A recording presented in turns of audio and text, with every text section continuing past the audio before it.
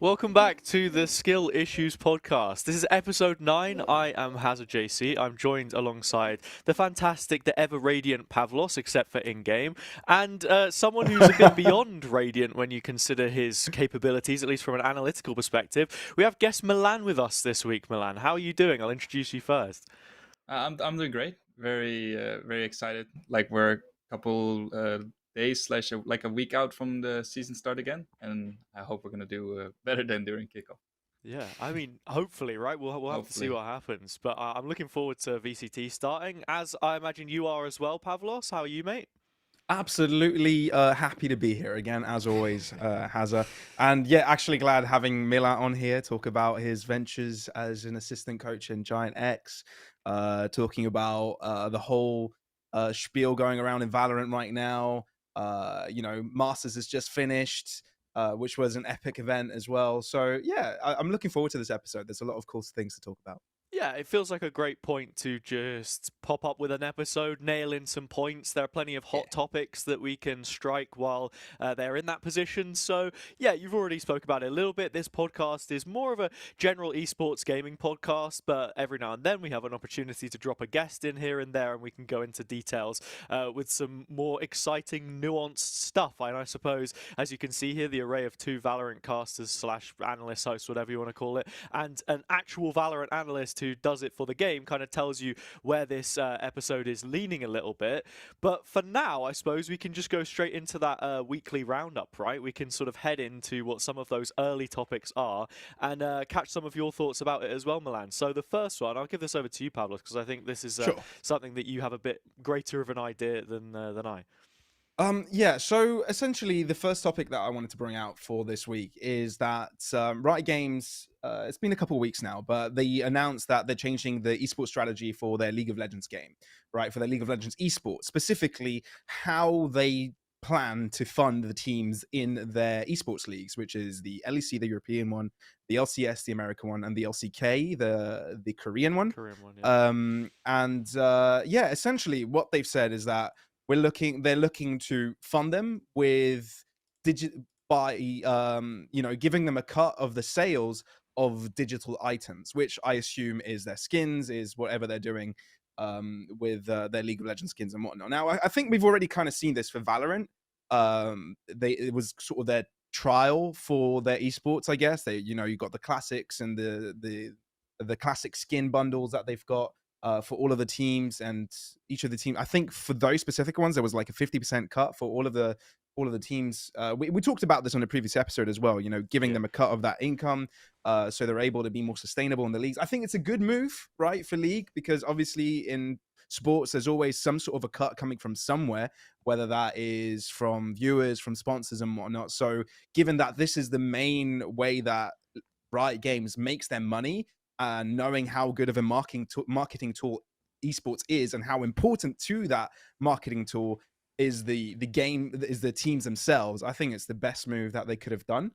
And yeah, I'm actually looking forward to seeing how they implement it, because like we said, for Valorant they had like specific items for those teams and they'd get a cut based on those, but nothing of the sort was really mentioned in the article. It sort of feels like they might be getting a general cut from all items. It's still up in the air on how they're really looking to approach this. So yeah, I'm interested to hear your thoughts, guys. Like, if you think they're going to do the same thing here with Valorant. I know, Milan, you've got a Giants one as well. I bet you've already bought it. We actually get it for free. We get codes for it. I'm sure. Yeah, there's no cuts for it.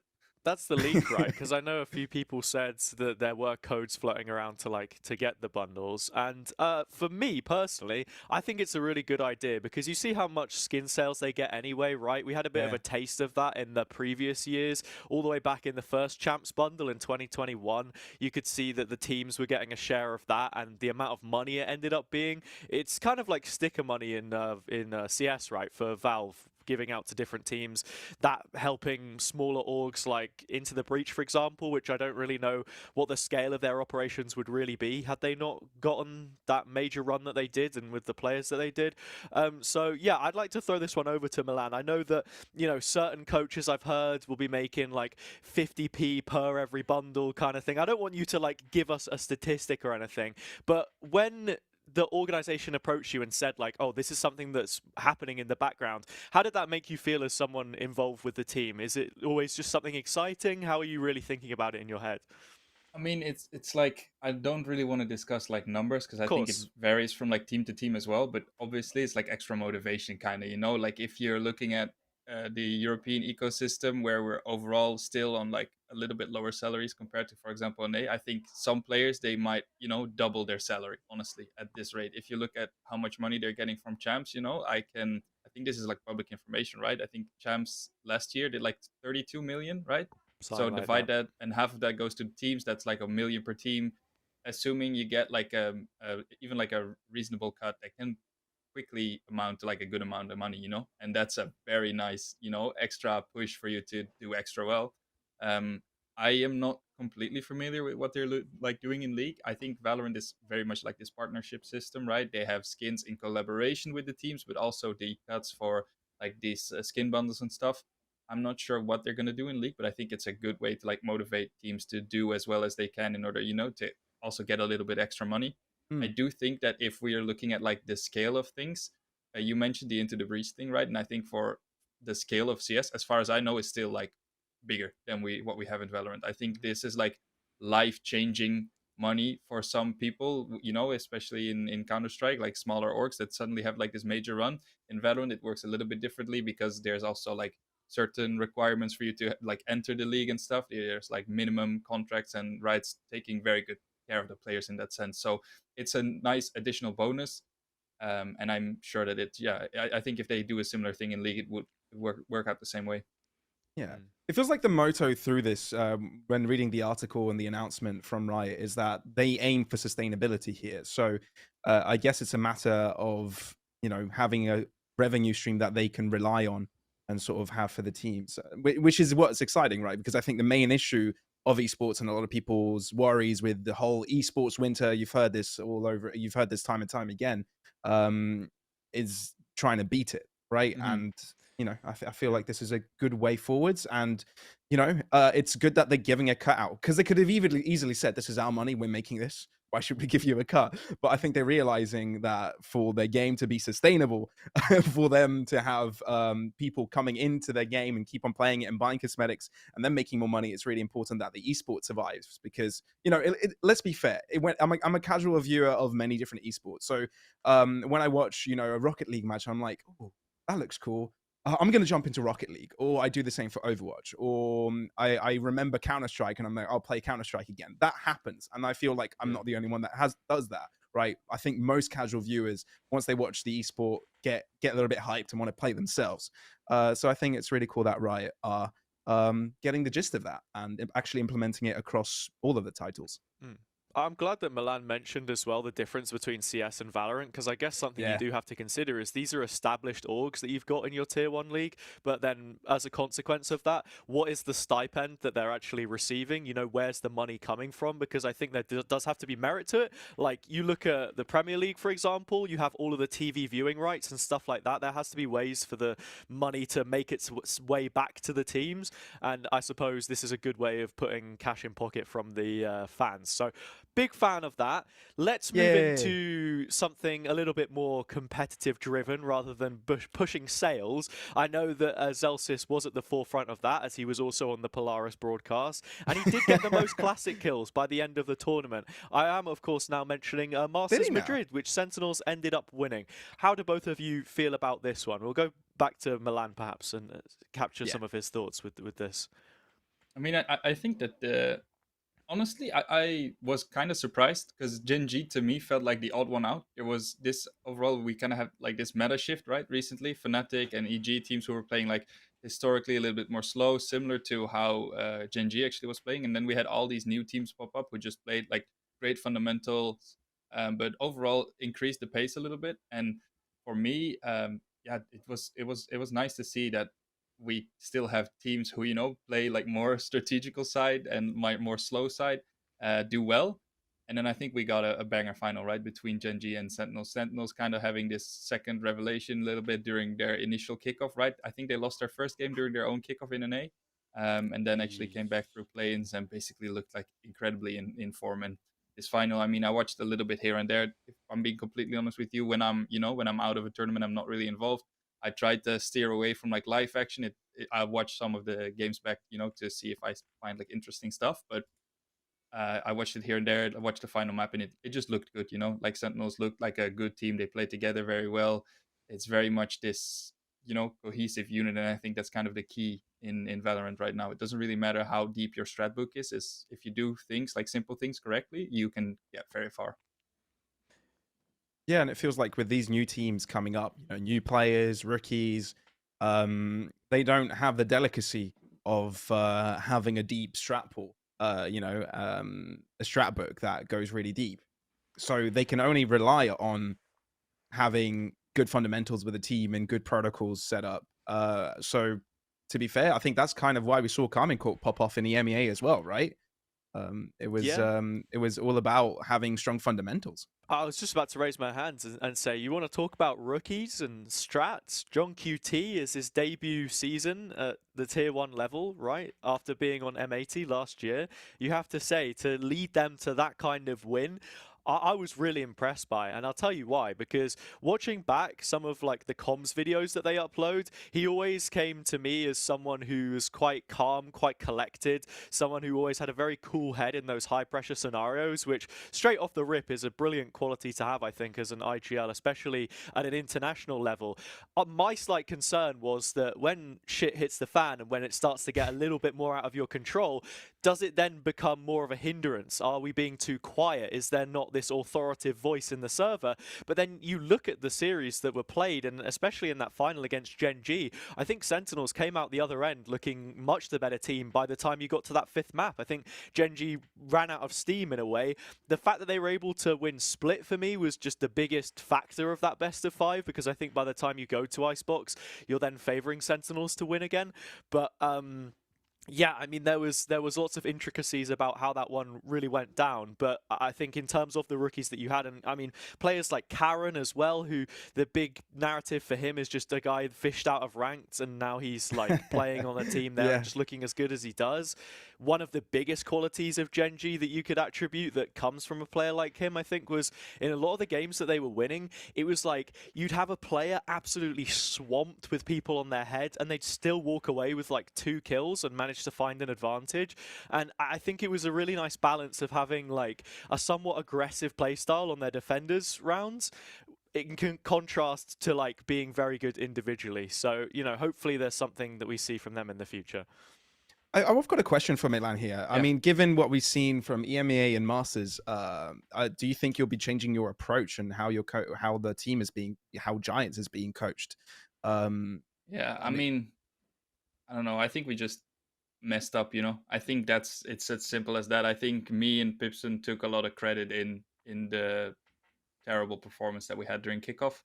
But it was also one of those things that it was kind of hard to realize in the spur of the moment. I kind of compared it a little bit to, for example, when we won champs, right, in 2021. I think and maybe Fnatic or like teams who are doing well kind of struggle with this in general. It's like it's hard to still be like negative and still be critical of yourself when you are performing to the standards that you had set, or when you're achieving your goals, right? And it's something that maybe I should have learned more from back then and should have applied it now. But I think that we were so happy with our performance from last year, and that whole off-season thing for us in particular with Rhyme like leaving unannounced. Like I remember I was just in Spain. I was like walking around the supermarket, and I just get a text from my manager, and he's like, yeah, you need to get on Discord because Rhyme just quit. And I'm like, what? And he just basically, Rhyme just announced that he got the opportunity, and this is public information, but he got the opportunity to do like a scholarship, right? Which is something that we talked about a lot as well. And it's something that I think is an incredible opportunity for him. And I think he made the right choice. But it was like very much in the spur of the moment. He got an opportunity, he had to make a quick decision, and he decided to go for it. And it really made being critical of our team and potential things we could have done very different. So yeah, that's kind of how that whole thing happened, and why I think that it's kind of difficult to make changes. And now that we have a little bit of a longer time to really focus on things and really reset, I'm sure we'll look at what other teams are doing, and we have a better opportunity of structuring some stuff. Yeah, I guess it's a really weird one, right, as well, because you guys were in champs towards the end of last year. It was more teams from EMEA that were able to go because of the way that that was formatted. And yeah, shout out to Rhyme as well, my favorite formulation gaming player that we've ever seen. But that's now, look, yeah, two in a row for Americas with no EMEA teams in the top 4. Do you then think that in this stage 1 that we're going to see teams are going to be trying to completely reinvent themselves to try and shape around a lot of these new ideas as a result? Are we going to be seeing some crazy stuff that's been patched from, even Pacific? Because something we've got to think about, in my head, it's always been Americas is the strongest overall region, but now Pacific have got a couple of heavy hitters. Placing EMEA in and amongst all of that and just forgetting China for a moment. I don't know what your perspective is on that. You can't forget China. I feel like the whole ecosystem is strong, right? There are teams from all of the leagues that can compete at that level. Yes, I think EMEA having some of the youngest teams at the top right now doesn't help them on that international stage. But I still feel like, yes, your strong teams like Fnatic, like Na'Vi, they definitely have the capabilities of adapting and getting where they need to be. Given that they do actually adapt, right? I think they will. This was a rude awakening for them. But yeah, no EMEA in the top 4. That's got to change. And America's getting 2 in a row. We got to stop their steam, man. It's too much confidence for them. I hate their bragging rights. It's got to go. Yeah. I mean, from my perspective, right?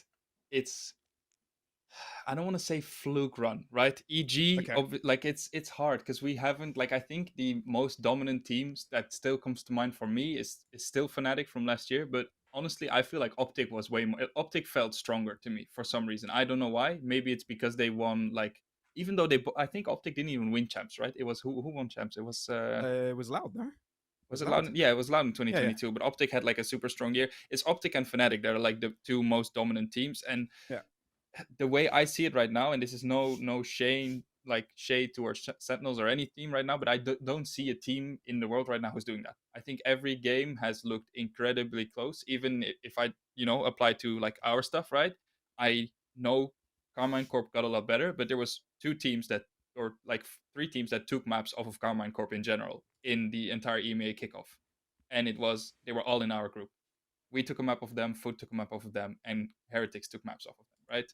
And no other team was able to do that. So I still think that this is like, we have such a small sample size to like draw conclusions about who is good and what works, that it's like hard for me to be like, yeah, oh no, I think this style of Valorant definitely is the best. I think right now what we've seen is that playing good, like fundamental Valorant, I think one example is that I know that Gen.G had like the highest trading statistics in the entire tournament, at least up until the finals, right?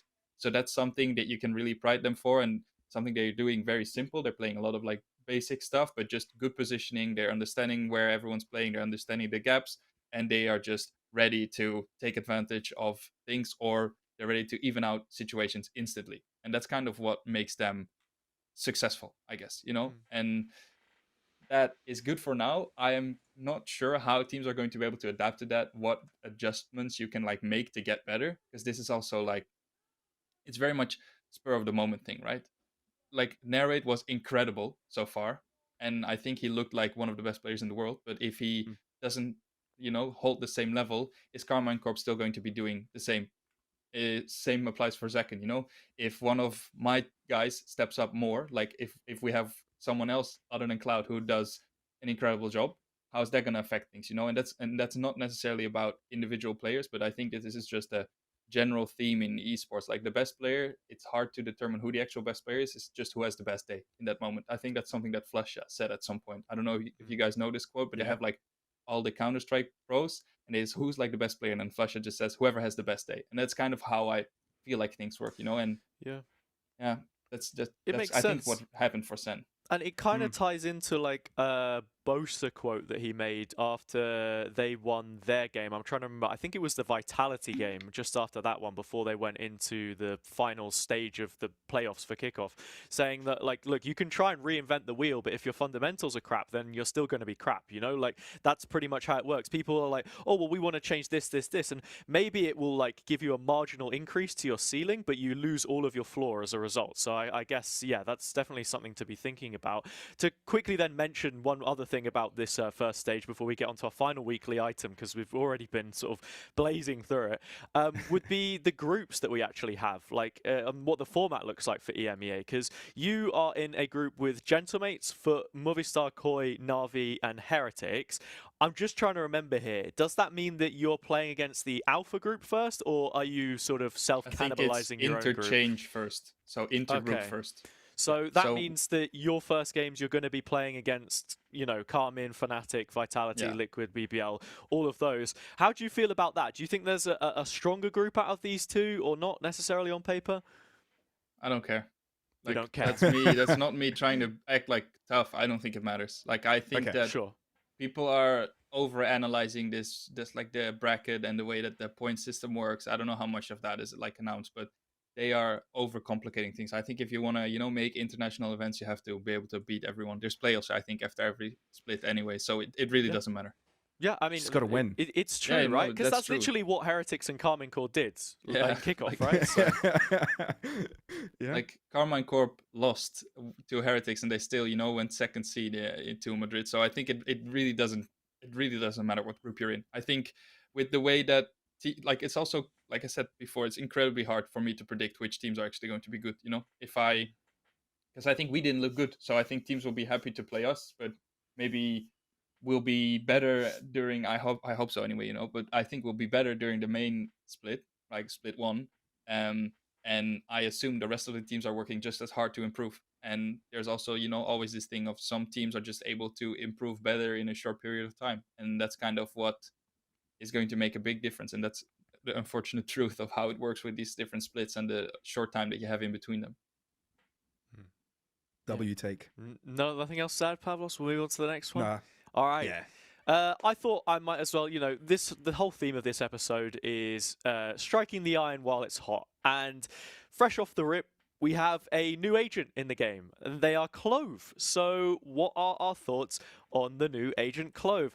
Personally, I don't think they are going to immediately be going into any comps or anything. For me, it feels like they're a jack of all trades, master of none. You get a bit of good Yeah. value for different ideas. Smokes after death is probably the most controversial for a lot of people in terms of how that affects things. But again, when you strip it back and you actually look at the radius that you get out of that based on where they end up dying, it doesn't really feel like it's going to have too grand of an effect. So I'm happy for either of you to just jump in here and give me your thoughts. I think it's the agent that Na'Vi needed. I think for Angel, this is the perfect agent. Just for context, for anybody not familiar, Agent is Angel is the IGL in-game leader of Na'Vi, and he has the theme of dying first. So if he can lead from the grave and use smokes to his advantage at that moment, I think that is good. But otherwise, you're right. I'm thoroughly on the line that this is a lot. I think they try to blend in a lot into one agent, which, you know, gives some flexibility. But then again, you want an agent to do one specific job. I don't know. I'm not the specialist in this regard. It's not an agent that I think I'd play. You know, I'd play once or twice, but it's not my kind of style. You know, I'll either just go full initiator and support. This feels like it's a bit of everything. Yes, it's exactly that. I haven't really experimented. I haven't had access to play them yet, but I think that none of their kits seems like good at this point. You know, it doesn't outphase any of the other agents. Like, I think if you look at, for example, Omen, who's probably the most played controller that she's like, they're going to be like an alternative to, right? I think that nothing is better. Like, the Omen Flash is super strong. I think what's the first the first ability, like the Q one? It's like a decay, instant decay, but it's like also not particularly. It doesn't. It's like it makes everybody low, and their health rebounds like just like on a snake bite. It's like it's like if you're playing Clove as like a second controller, I feel like Viper is still more valuable. And the smokes, I think you get a lot of them during the round. I think it has like a 15-second delay before you can smoke again. But they're also like hollow. There's like many things that I don't really think they're particularly good. And then the C, like their like signature ability is also just not very good. Like it doesn't feel strong. Like you get a little bit of extra movement and what is it, like a little bit of extra like it's Yeah. overheal, I guess, right? 100 Yeah, HP. it's the same as Brim Stim, basically, so that's how much you Yeah. get. But it's not like a Reyna overheal where you go 150 if you don't have shields or anything like that. You just go back up to 100, I'm fairly certain. But you'd have to correct me on that. Yeah, I don't know. No, that's like, what it seems like. It doesn't th- overheal, right? I think Doesn't the give you shield. decay is cool. I'm a fan of the decay. I feel like there's going to be loads of util combo possibilities for that. But then if you also take a step back and compare it to like a Fade Seize, for example, I feel like the Seize is just so much stronger because the decay stays there. You're down to 1. If they're round a corner, you've got the tether, so you know if they're there, like all of the cues that come with that. Here's a question for you, Yeah. right? Like agents like Phoenix, a lot when they get implemented in a set of agents in your lineup, you often base it on their ultimate, right? You try to funnel ult orbs on them so you can just open up, have a free trade.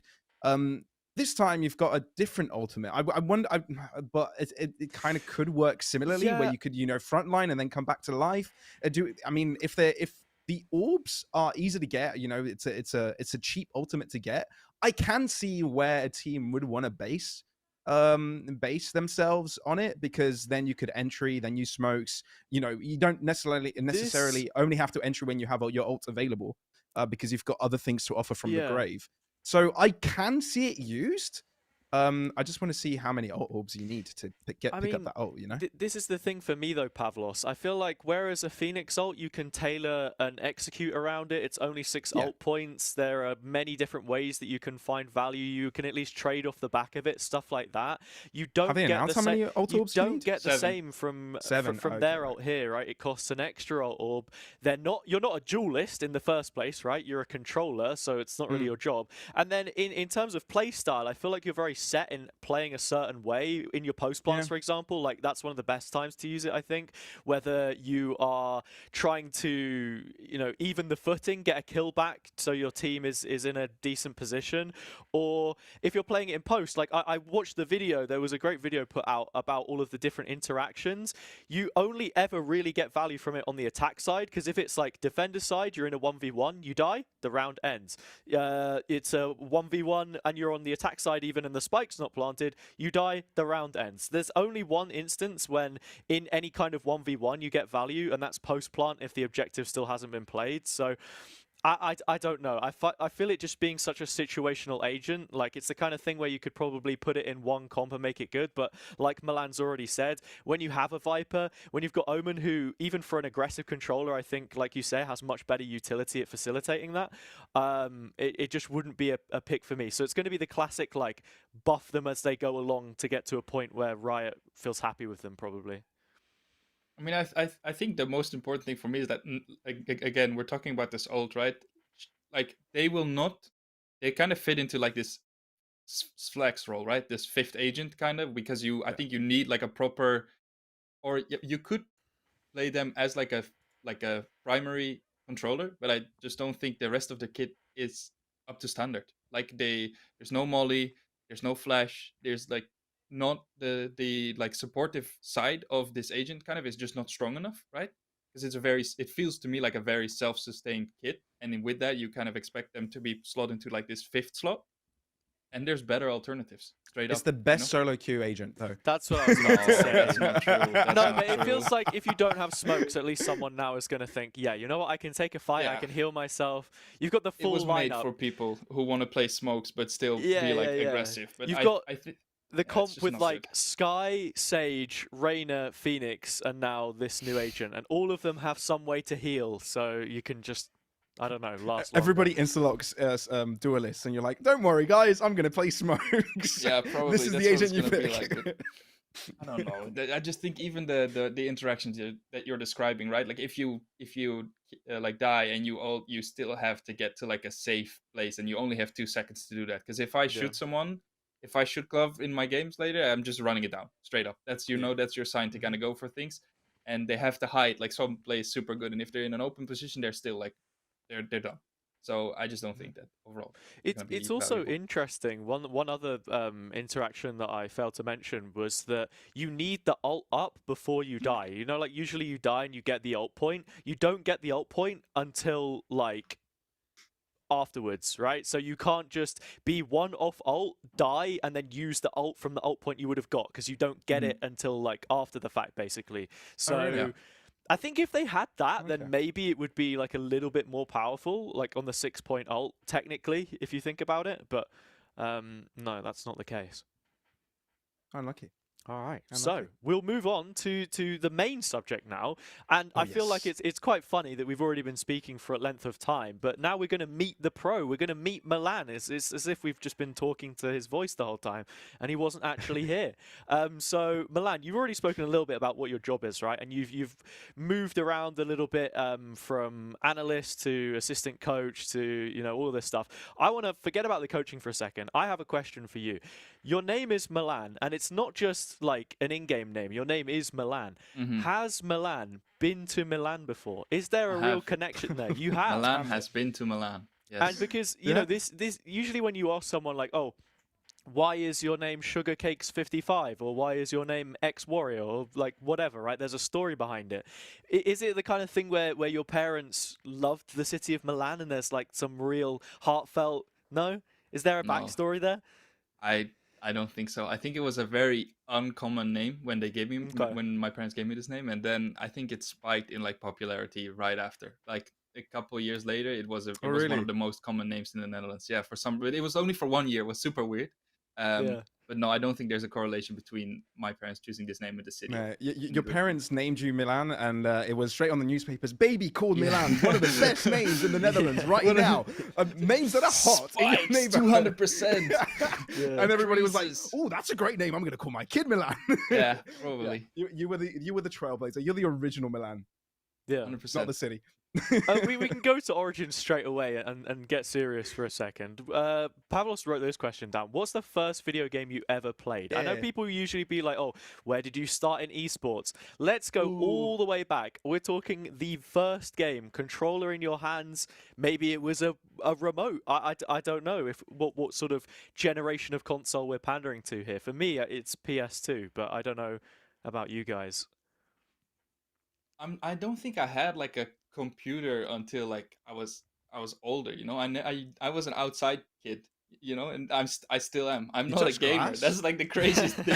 Like, you have people who work in esports, but I'm not that big of a gamer. I have like maybe I have like 4K hours, I say, in games in total, which is a very respectable amount for someone who's 26. I feel like, and who makes a living of working in video games. So I think that my first game, I think I remember playing like on Xbox Call of Duty Zombies, Kino der Toten. I think that's one of my first interactions with gaming.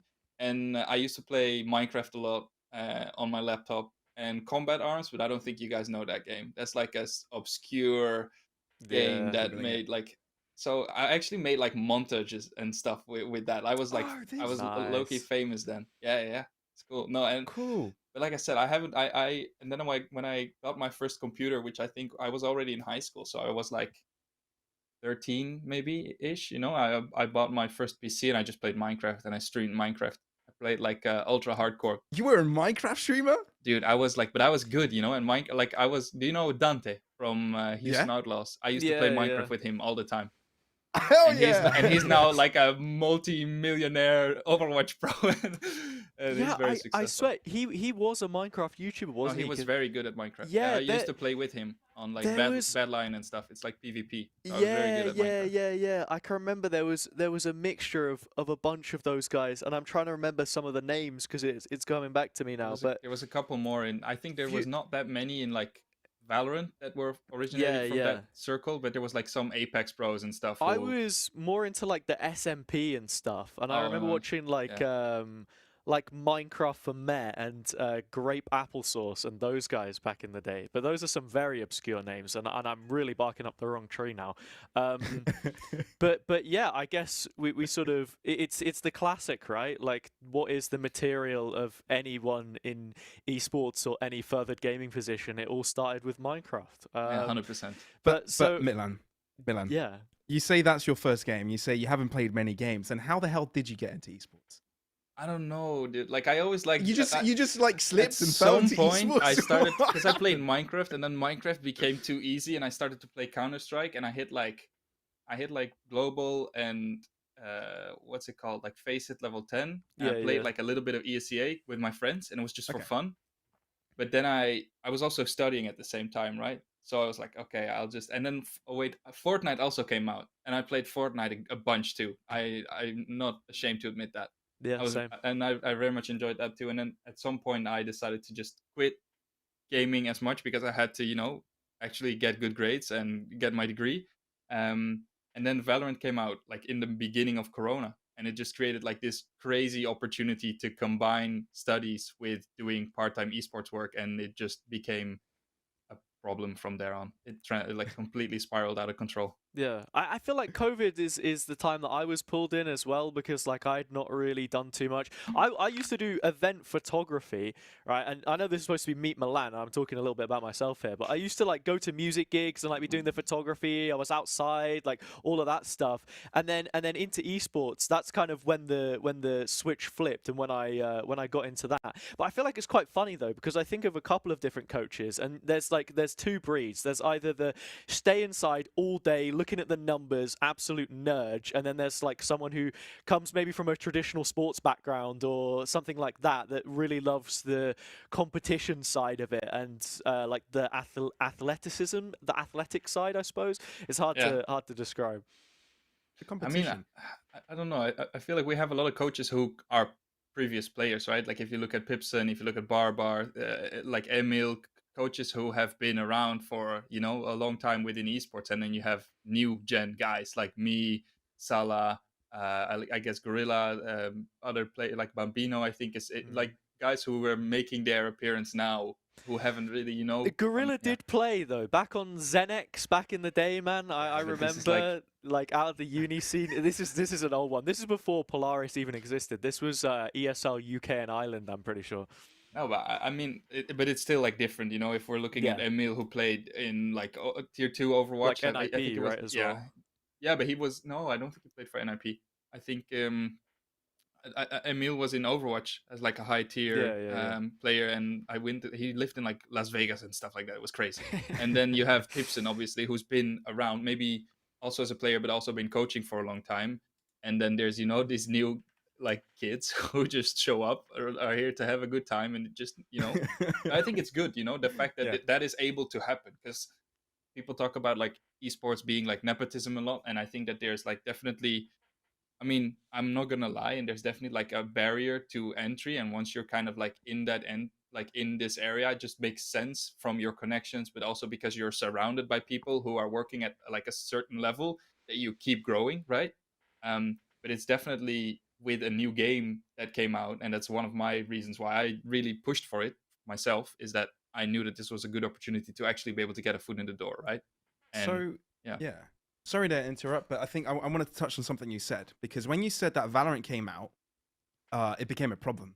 Was it like a hyperfixation where you like, did you used to have like hyperfixations as such? Why did you describe it as a problem? I don't know. I don't remember describing it as a problem. But what I just meant is like, I mean, there's definitely like at some point you are so close to like achieving your goals, and I think for me like a big turning point was when we had Honk, right? And it was with me, Salah, Strong. We're now like coaches on Vitality, and back then I was doing a bunch of different things, basically just to like hang out with the cool kids. So I was doing management stuff, mostly like manager for an unsigned team, which is not a real thing, by the way. But I was just doing some like more esports coaching side with them as well, and it kind of like kickstarted me and allowed me to go and join my first like proper organization back then, right? And at that point, what I mean is like I was so fixated on getting that first step that because I felt like once I had got my start, I would be fine, you know. And I think that that's kind of what a lot of people are doing right now as well. It's like they are so fixated on making this first step, and if you once you're kind of like in this system, you are more likely to, you know, be able to actually develop yourself and take steps up. Sorry, I'm getting emotional.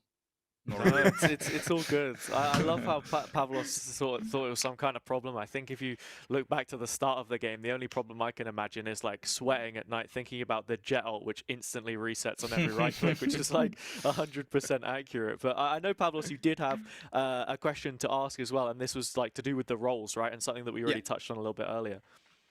Yeah, I mean, obviously, because you were talking about roles just now as well, Milan, and what you did in Vitality, and you also had your title when you were working with Giants last year was an analyst, but now your title working on GiantX after the merger with Excel is now assistant coach. Mm-hmm. So, is it just a title change, or did your responsibilities change as well? I think if anything, like my responsibilities changed, but only because I'm working less now than I was doing last year, right? Last year I was on site, and for me, titles are not particularly important, but I do feel like in the hierarchy that we have in coaches, right? In coaching or like in support staff, it's like head coach is one, then you have like assistant coach or, you know, coach without whatever, and then there's like analyst is third.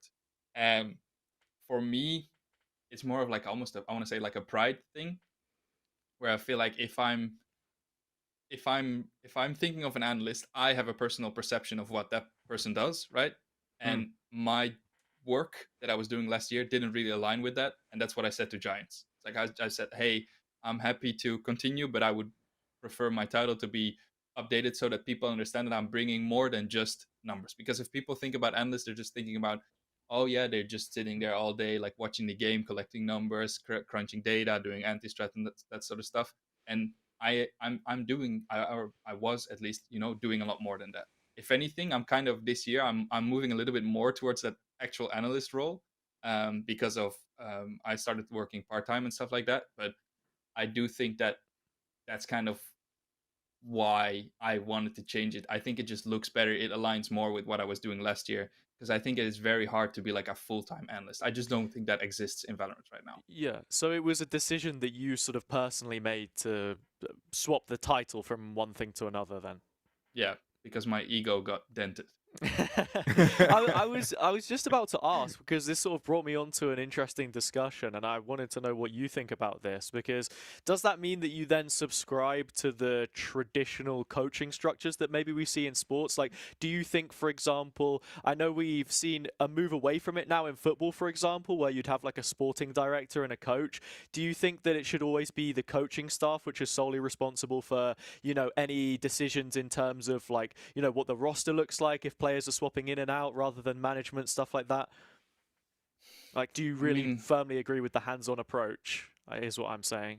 I think a general manager should not decide who gets to be on the roster. I think a coach should have a more valuable, like a bigger say in, or the whole support staff, right? For me, the head coach should be the one who makes the final decision, and he should be mainly influenced by his support staff. And the general management can have an impact on it, right? And they're the ones who eventually kind of have to, you know, make the call and allow it. But I don't think that they should be the ones who are pushing decisions. I think that if you are not working with the team full time, and if you are just, you know, watching, like checking in here and there, I don't think you have an objective enough insight to get, to be able to make those decisions. Yeah, I mean, I feel like we've seen that a couple of times, maybe where management and coaches' ideals won't necessarily align, and things like that can happen. So I'm glad to see that you agree to that extent. Something else that I wanted to speak about. Well, I think we'll leave the fourth question for last here. Sure. Speaking to some other coaches as well, I know that, was it recently, Run It Back have come out with this scrim tracker, and I can see your face lighting up for any of the audio listeners that can't see Milan right now. When He's you a beautiful look at man, by the way. tracking the data that you get from scrims and stuff, and like the percentage increase that actually gives you, how much closer do you think it brings you to what you would consider to be optimal practice?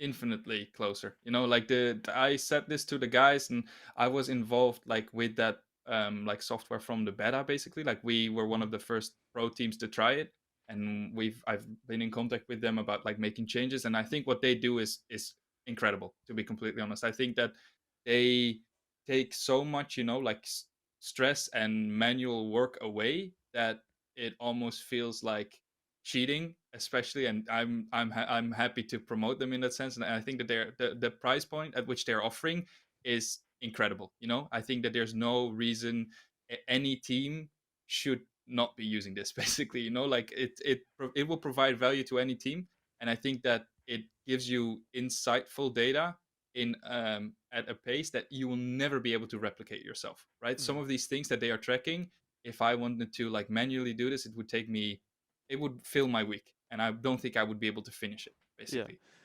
So it's incredible, and it allows you for a lot of like cool things.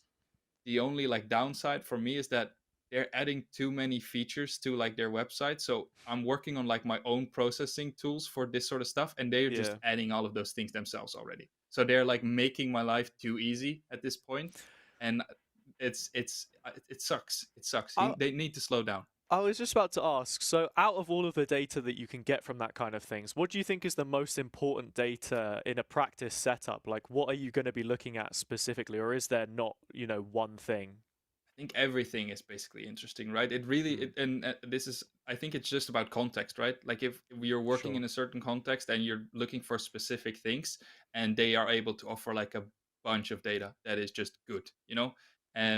So there's not, for me, there's not like one piece of data that I think is the most Yeah. insane. I think if one thing they do, for example, is they just check like true first kills and true first deaths, for example, something like that, which is super simple, and you could definitely do it by hand, but then it would take you more time to do it, you know. And all of these things, it's just a culmination of the amount of data that they're able to offer and the little amount of processing that it requires from my end to, you know, work with it.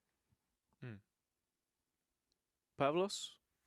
I mean, I've got no input here. I haven't been practicing. I haven't Yeah. coached the team or used run it back in for scrims and stuff in like a year. Like I've only coached the team at a very low level like a year ago, so I've got no input to provide here. I've got Mhm. no idea what these tools can offer. I haven't worked with it myself, but yeah, I mean, the more input they have on practices and the more data they have, the quicker they can improve and find where the weaknesses are. So, any improvements to tools like that is a bonus. We love stats. Yeah, I think it is really cool that as the game is sort of carrying on in its life cycle, that there are more tools available for this kind of thing, right? And I guess for the average viewer that's watching this that maybe doesn't understand um, too much about scrims or practicing with teams or anything like that, just the being able to look back and have detailed statistics at your practice matches rather than just those ones that you get in an official sense when you can sort of break it down is plenty of value added. And I've looked a bit at Run It Back in the past as well. I was a former Run It Back subscriber for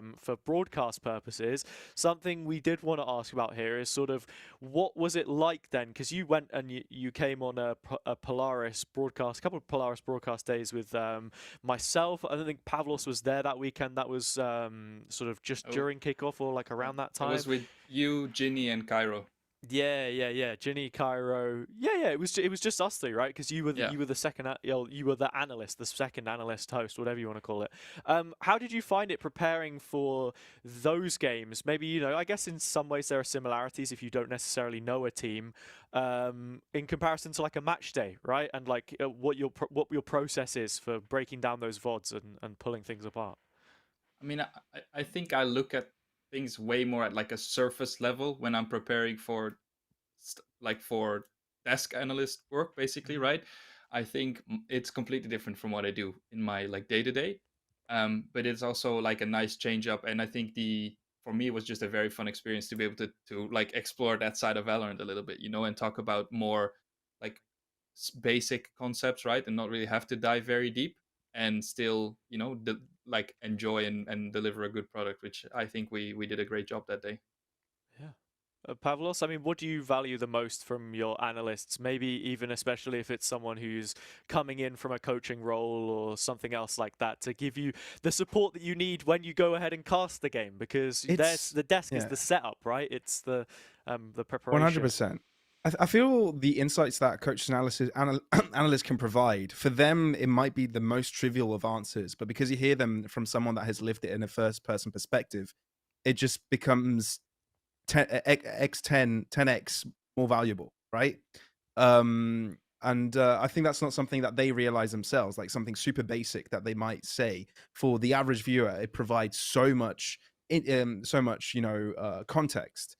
And I think that's the most important thing, try and because at the end of the day, what you're trying to do is trying to get in the head of the players, trying to understand those players, what they're trying to do. They're not only just playing an agent, they're a person with feelings, with ways of thinking, and you just want to be part of that process and kind of trying to get closer to that. And when you have analysts and coaches that can provide that context, I think it just makes a broadcast so much more valuable. Yeah, I agree. So I guess we move this one forward then. Is there anything else, Pavlos, you'd like to ask Milan, perhaps, that's sort of been on your mind? Ooh. You want to pick his brains a little bit before we finish meeting the pro? It's been a long meeting at this point. I think we're fairly well acquainted. That's true. That's true. I kind of want to jump into the next topic with Milan, actually, All right, because let's go for it. there's this thing that has been at the back of my head, and I think for many as well, because various esports teams have been struggling a bit, right? And a solution that GiantX and Excel had found is merging. Right. So from what I gathered, the main purpose of this merger at the end of last year was to try to get both of these orgs on two of the biggest leagues in the world. So get GiantX on the League of Legends stage and get Excel on the Valorant stage. Because both of them had spots in their partnered leagues. And together they could kind of excel in that way, no pun intended. Hey. So yeah, it was a move that made sense, but brand wise, not so much, because you had a Spanish league, you had a Spanish team, and you had a British team, right? Identity wise, they didn't quite fit too much. You had two different colors, you had two different brands.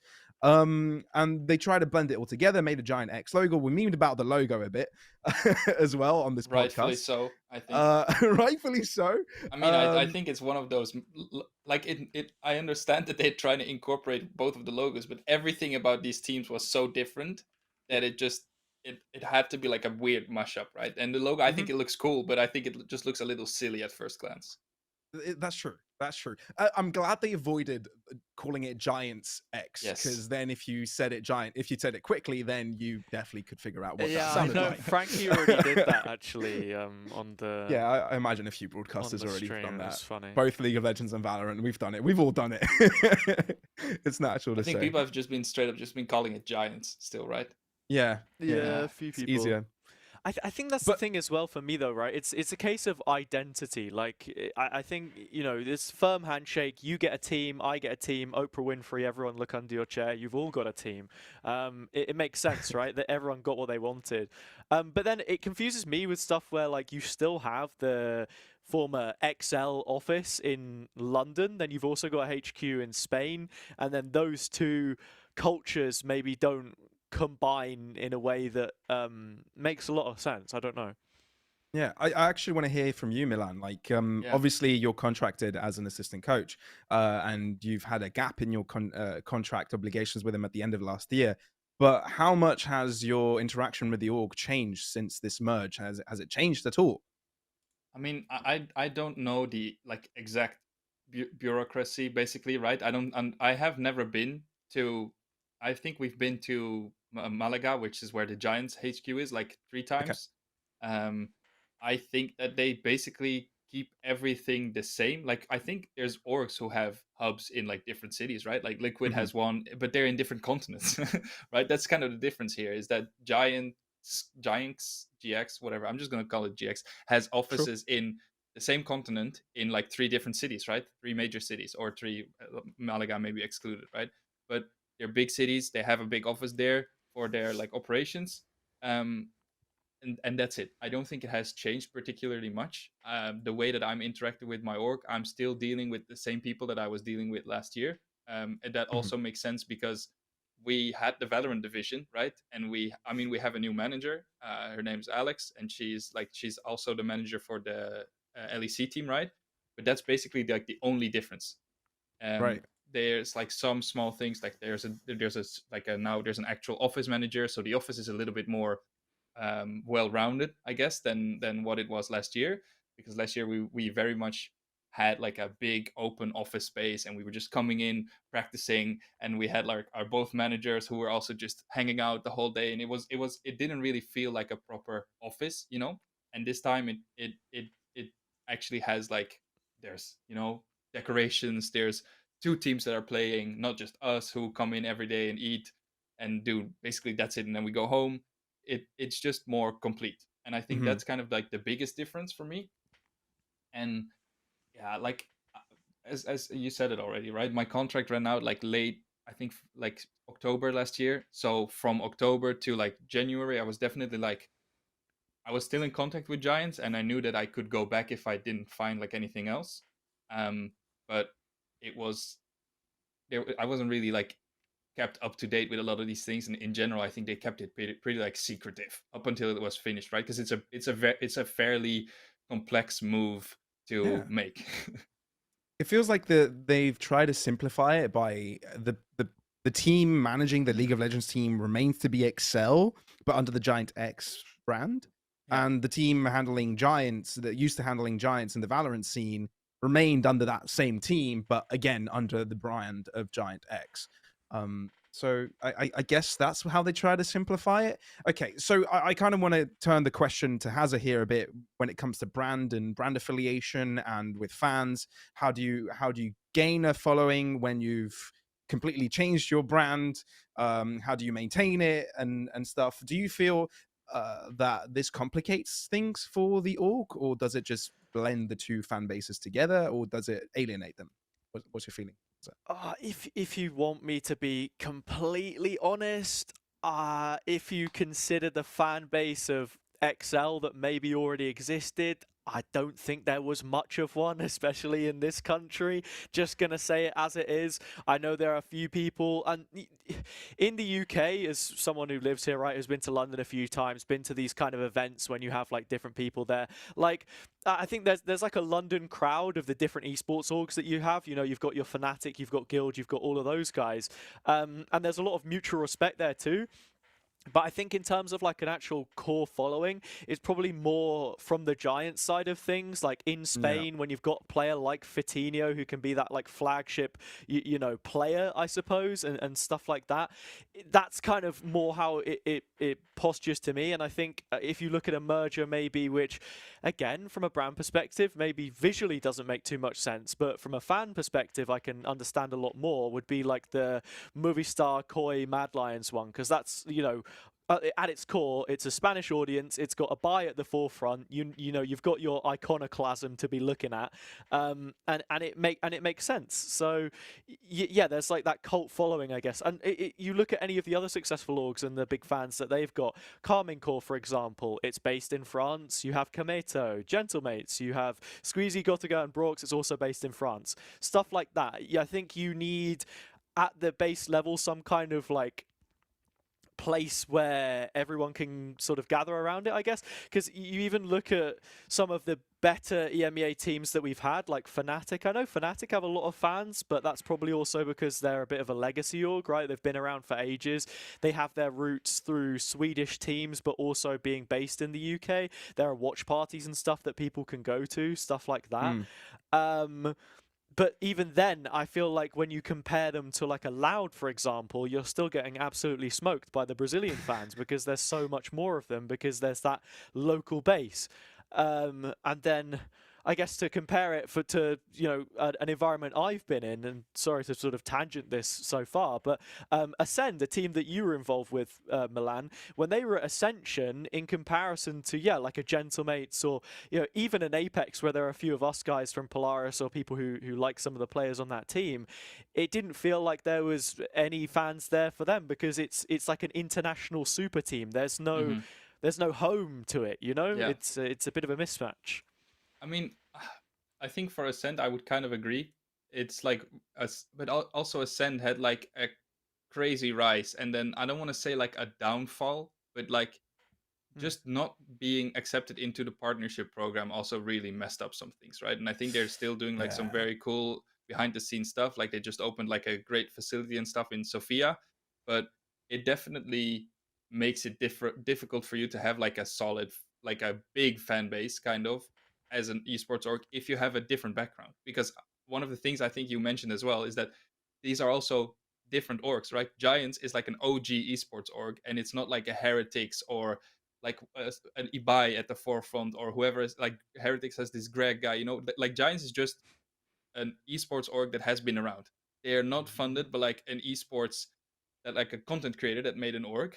I can, most of the orgs that you just mentioned, they have like very big people tied to them, and Loud obviously is a little bit different. Like Brazilians are insane, but for both of the French orgs that you just mentioned, you have a big content creator at the forefront. Um, Obviously, like the examples that we just mentioned, it's kind of similar. Like Ibai, you have the Spanish orgs, and I think something, and I don't know if production can pull it up, but like one of the things that I think is fucking awesome, and sorry for my French, is the fans in Malaga and the videos that sometimes we got sent last year of them like celebrating. And I think there's one of the moment we qualified to champions, and I saw it the other day again, and it just gives me goosebumps, because for me it's not really about having like millions of fans who are liking and retweeting everything, who are sometimes like sheep. It reminds me of sheeps a little bit. If I go on Twitter and I see like Same millions profile of comments picture. and they're Yeah, same the yeah, profile picture, and they're all like the blue heart. That's the only comment they leave, and I'm like, that's great. That's great. It's wonderful that you are a big fan and that you're supporting your team like that. But for me, the fact that we have like these like true fans who are standing there in Malaga with the big I don't know what it's called, like a drum. This guy who was always bringing like a big drum that he's carrying on his belly, and he's just hitting it. And I see videos like that, and it doesn't really matter to me if we have like not maybe like the biggest fan base, but we have a very intense fan base in that sense, and that's what I like. It's like the localized fan base as well, as Yeah, I that's said. what it really And feels like. that's what Carmine Corps, I think, are trying to do with that stadium that they're building somewhere in France. But it kind of, if you think about, again, and I always think the best way to relate esports is to traditional sports with the football model, and sure, it's not like the exact same, but how many guys do you think that rock up at my local football club, like, Trevor or whatever his name is, has a Twitter account where he's, like posting fan cams? He's not. He's a 50-year-old guy who wants to watch some people kick a pig's bladder around, if I like esports, I'm going to go and watch it. But it's accessibility as well, I suppose. There's a lot of, it's a multifaceted conversation that we're having here. But I think, it's great that Giants do have that sort of side to it, right, in Malaga, in Spain, that there is that fan base, and I guess long term we'll just have to track and see how that goes on the X side of things. I mean, I don't know how it works on the Excel side of things, right? I think what you said before is like it sometimes it does very much feel like we are talking to each other in the obvious and everything, right? But it's very much like the VCT side came from Giants, the LEC side came from Excel, and I think they just merged it, and right now they're still in the process of refining things. Obviously, we have the same manager, that helps. We now have Lozark, who is like the esports director for both teams. So it's starting to get merged a little bit more, but right now it's still very much like two different teams, and it's two different like fan bases in that sense. No, I mean, it's an interesting conversation though, and I think again, it's not the first, and it won't be the last. Like, this is something that's sort of happening more frequently in esports. And I guess one final thing to mention that I found interesting there is as well, you said, GiantX, they don't have this like huge content creator or anything like that, but they'll still have their creators and stuff. Then into my head, of course, just pops your Masters winners, Sentinels. They have these huge figures like Tens, who is massive. A bit of a content creator and a player, or at least he has that renowned personality, that figureship. You got Tarek, who's doing 200k and whatever, but they aren't part of the brand. Like, they didn't create the brand. They're just they're one of the big reasons why it's massive, yeah. though, right? I mean, the fact that Tens got hired as soon as he left the streaming career and went pro in Valorant, he won his first major trophy with Sentinels, right, with Masters. And then a couple of years after, he's the only player from that original core that wins Masters later on. I feel like he's kind of carrying the following of Sentinels, you know, and the reason why Sentinels has such a brand affiliation and has such a good liking with the fans is because they've tied it together with all these big personalities. And even if they go, I think people have become fans of the org because of the players. I feel like if Tens leaves and retires, I think people will still be fans of Sentinels. I think they've done a really good job at it because you can tie on and you can have a partnership with a content creator or with a big personality player, and for a while people would follow it because of them, and then they'll leave when the player leaves as well. But I feel for Sentinels, they've done such a good job that even if these personalities leave, it's already a massive org, and people will follow it just because they've done so for a couple of years now already. Yeah. I mean, they have that team culture, right? You know what I mean? I think you even see it with the players as well, how they sort of act amongst one another. And in comparison to Gen G, which I was saying this when I was watching the final, like, I feel like it's kind of sad that the Korean part of the community and even like the China part of the community, you know, you're thinking like Pacific and Asia in general, it sometimes not having the access to the social media part there sometimes means that we miss out on so much about the character of these guys. You don't really know what the team dynamic is like. But Sentinels, yeah, they've knocked out the park on the social media side of things. I mean, I think that it's true actually what you're saying, right? They did sign big personalities. I remember, like, I think they still have the most liked tweets in esports history. You guys know which one that is? Which one? It's one. I think it's when they announced Shroud for LCQ.